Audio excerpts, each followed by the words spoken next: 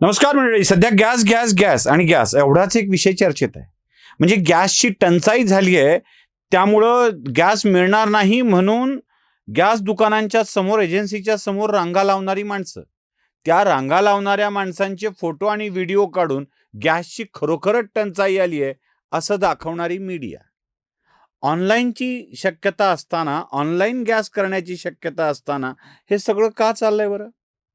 हे सगळं चाललंय ते म्हणजे मोदी सरकार कसं अपयशी ठरलंय हे दाखवण्यासाठी. आता हे एव्हाना आपल्याला कळलेलं पण आहे. म्हणजे आपल्या देशाच्या पंतप्रधानाला, आपल्या देशाच्या सरकारला मूर्खात काढून आपण किती शहाणे आहोत दाखवण्याचा हा सगळा प्रकार. काही घाणेरड्या मंडळींना तर याबाबत बोलण्याची भयंकर सवय लागली आहे. अहो, मध्ये ते मोदींचं खूप जुनं वाक्य, म्हणजे अगदी जुनं आहे ते वाक्य, की नाल्यामधून गॅस काढून एक माणूस कशा स्वरूपाच्या चहा विक्रीचा व्यवसाय करतोय. नाल्यामध्ये गॅस टाकायचा, गॅस काढायचा कसा, तर त्याने एक भांडं पालतं ठेवलं, त्यात तो गॅस तयार होतो. मग तो एका पाईपातून घेतला, तो गॅस स्टोव्हला जोडला आणि मग त्यावर त्यानं चहा करायला सुरुवात केली, रोजगार मिळवला. देशातला एक असा प्रयोग की जो यशस्वी होऊ शकतो हे छोट्या प्रमाणात एका चहा विक्रेत्यानं दाखवून दिलं. आणि मग या जुन्या व्हिडिओला चालवून आता नाल्यातून गॅस काढा, म्हणजे नाल्यात गॅस ठेवा, ते काय टोपलं ठेवा पालथं, त्यातून गॅस गोळा करा आणि मोदींनी मग नाल्यातून गॅस करून करावं, अशा स्वरूपाच्या चर्चा सुरू झाल्या. मग काय, त्यावर भले भले मीम्स, मोदी कसे चुकीचं बोलले हे सांगणाऱ्या गोष्टी एवढ्या सुरू झाल्या की काय बोलावं काही सांगता येत नाही. एक दीडशाणा आपल्याकडे आहे, तो भांडूपचा भडगुंजा. म्हणजे आता आयुष्यात या माणसाविषयी चांगल्या भाषेत बोलावं अशी स्थिती उरली नाहीये. याने सांगून टाकलं, म्हणजे मोदींनी मिठीतून गॅस काढावा आणि त्या मुंबईला द्यावा. जरा ऐका. मोदी हे फार मोठे वैज्ञानिक आहेत, संशोधक आहेत. त्यांनी काही वर्षापूर्वी एक शोध लावला होता की नाल्यातून गॅस निर्मिती करता येईल. तर मिठी नदीच्या किनाऱ्यावरती अशा प्रकारचा गॅस उद्योगाचा प्रोजेक्ट नरेंद्र मोदी यांच्या संकल्पनेतून निर्माण करता येईल का, आणि त्याचं उद्घाटन करण्यासाठी मग देवेंद्र फडणवीस आणि मुंबईच्या महापौरांनी नरेंद्र मोदींनाच बोलवावं.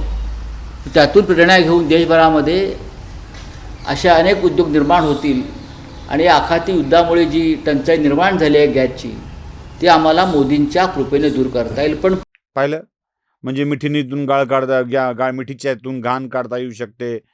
एक तर पहिल्यांदा मिठीतून गॅस काढा हे म्हणणं संजय राऊतांनी आपल्याच उद्धव ठाकरेंची ठोकण्यासारखं आहे. मिठी इतकी घाण ठेवली आहे की त्यातून गॅस निर्माण करता येऊ शकतो. मोदीजी, उद्धव ठाकरेंचे आभार माना बरं का. मोदी म्हणजे मिठी नदी नीट न ठेवल्याबद्दल आत्तापर्यंत, म्हणजे इतकी घाण केली आहे, त्या मिठी नदीचा नाला करून टाकलाय. त्या मिठीतून गॅस काढा आणि द्या असं यांचं म्हणणं आहे. बरं, हे एवढ्यावर गप्प बसेल तसा भांडूपचा भडगुंजा कुठला? यानं सांगितलं की मोदींनी इराणचे आभार मानले पाहिजेत आमची जहाजं येऊ दिल्याबद्दल. काय ते हरमुज मार्गातून येऊ दिल्याबद्दल. जरा तेही ऐका. भ्रम की बात करते हो तो ये भी भ्रम ही है, मुझे लगता है, जब तक यहाँ कंटेनर आते नहीं.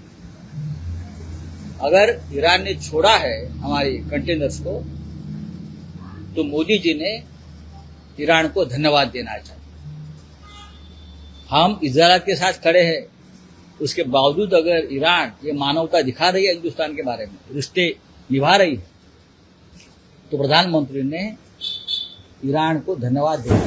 पाहिलं, मोदीजी, दोन गोष्टी तुम्ही करून घेतात का? एक, राहुल गांधींचे आभार मानता मानता संजय राऊतांचे आभार मानून टाका. कारण या असल्या नादान वक्तव्यामुळेच भाजपचा फायदा होतो. त्यामुळं थँक्यू संजय राऊत, भाजपचा फायदा केल्याबद्दल. आणि असं तुम्ही म्हणा मोदीजी, आम्ही म्हणायचं काही कारण नाही आहे. आणि दुसरं एक महत्त्वाची गोष्ट, हे जे घाणीतून गॅस निर्माण होतो ना, घाणीतून गॅस, त्याला एक मी बेस्ट आयडिया सांगतो. एक घाण रोज सकाळी दुर्गंध आणि विचित्रपणा बोलत महाराष्ट्रात किंवा दिल्लीत असताना रोज बोलते. म्हणजे या काही आमदारांनी भटक्या कुत्र्यावर कारवाई करावी अशी मागणी केली होती. ते आमदार आहेत ना, नितेश राणे, ते सभागृहात म्हणले होते की रोज सकाळी 9 वाजता काही भटक्या कुत्र्यांचा उपद्रव वाढलेला आहे, अशा भटक्या कुत्र्यांवर सरकार कारवाई करणार आहे की नाही, असा आमदार असताना त्यांनी विचारलं होतं. म्हणजे मागच्या 2.5 वर्षाच्या काळामध्ये त्या भटक्या कुत्र्याचा बंदोबस्त करावा असं म्हटले होते. किंवा कुणी सकाळचा भोंगा, मागच्या वेळेला मुख्यमंत्री म्हणाले होते भोंग्याला अटक झाली का. पण या घाणीतून जर गॅस निघणार असेल तर माझं देशाचे पंतप्रधान नरेंद्र मोदी यांना आव्हान आहे, विनंती आहे. आव्हान काय करायचं, आपण मोदींच्या पुढे आपण कोण आहोत, आपण मोदींना मोठंच मानतो. या भांडूपच्या बडगुंजाच्या या भटक्या काय डॅश डॅशच्या तोंडावर टोपलं टाका आणि त्याचा गॅस काढा. म्हणजे मग जरा त्या गॅसला लावून जर पेटला तर पेटला.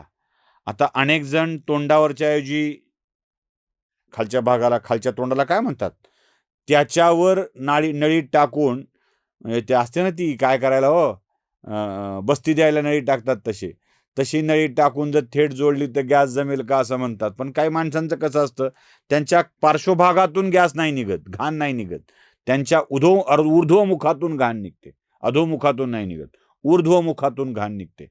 अशा यांच्या ऊर्ध्वमुखावर टोपलं टाकलं आणि त्यातून पडणाऱ्या घाणीतून गॅस तयार केला तर रोज किती घराचा स्वयंपाक होऊ शकेल याचा अंदाज लावला पाहिजे. घाण निघतेय हे मी वेगळ्यानं सांगायची गरज नाही. म्हणजे कसं आहे, काय काय गोष्टीचे पुरावे द्यावे लागतात ना. उगाच तुम्हाला वाटायचं पुन्हा सुशील कुलकर्णी याचं का दाखवता याचं कारण सांगतो. सप्रमाण दिलं पाहिजे. घाण कशाला म्हणतात ते कळलं पाहिजे. मी ऑन रेकॉर्ड बोलतो, आहे ना वाक्य ते. दुसरं स्वप्ना पाटकर सोबतचा कॉल आठवतोय ना, ए माझे प्रॉपर्टी मला परत कर, माझे धरते काय साली, आठवतंय ना तुम्हाला ते. अशी किती वाक्य आहेत, कट करून ऐका जरा, मजा येईल. भोसडीच्या गावात मादरचोत फोन ठेव. अरे गाते मादरचोत, तुझ्या आईची ज्ञान साली भोसडीची मादरचोत. मला शिकवते का तू?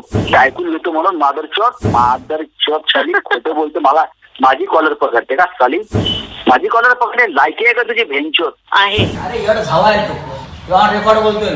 महाराष्ट्रामध्ये अशा चुत्या लोकांना स्थान नाहीये. ऐकलं ना, याला म्हणतात घाण.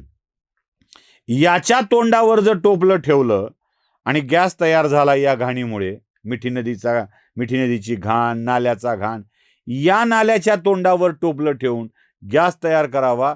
असा गॅस किमान भांडूपची तरी गॅसची व्यवस्था पार पाडू शकेल असं आम्हाला वाटतं. त्यामुळे जमलंच तर हा प्रयोग नरेंद्र मोदींनी याच्या तोंडावर टोपलं ठेवण्याचा कार्यक्रम महाराष्ट्राच्या मुख्यमंत्र्यांच्या शुभ हस्ते करावा आणि गॅस निर्मितीचा एक वेगळा भांडूप गॅस लिमिटेड नावाने एक वेगळी फॅक्टरी सुरू करावी, एवढीच आमची विनंती आहे. नमस्कार. जागृतीचा विधायक बुरुज